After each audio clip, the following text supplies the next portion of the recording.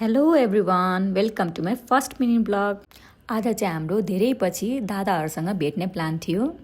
त्यसैले हामीले चाहिँ बसन्तपुरमा भेट्ने डिसाइड गऱ्यौँ। बसन्तपुर गएपछि नेवारी खाजा नखाने त कुरै भएन, सो हामी नेवारी खाजा घर गयौँ। छोइला, कचेला, सपु मिर्चा, बारा इत्यादि अर्डर गऱ्यौँ। नेवारी ड्रिङ्क छ्याङ पनि अर्डर गऱ्यौँ। मेरो दादाले पनि खाना इन्जोय गर्नुभयो। यहाँ दाईहरूलाई भेटेर मेरो बहिनी चाहिँ पुरै खुसी भएर गफ हाकिरहेको छ। मेरो दादाको एक्सप्रेसन हेर्नु न, कति खुसी हुनुहुन्छ। धेरै पछि भेट भएर होला हामी सबैजना रमाइलो गऱ्यौँ। अब चाहिँ हाम्रो सपु मिर्चा खाने पालो भयो।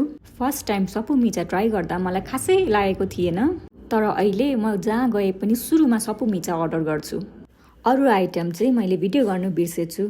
बहिनीलाई पनि भिडियो बनाइदिनु पर्ने अरे। त्यसपछि हामी बाहिर निस्क्यौँ।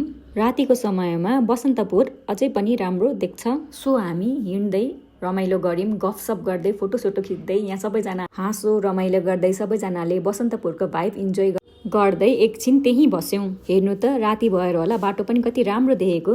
अब चाहिँ हाम्रो छुट्टिने बेला भयो, त्यसैले दादाहरूलाई बिदा गरेर हामी पनि घरतिर लाग्यौँ। And thank you for watching my mini blog.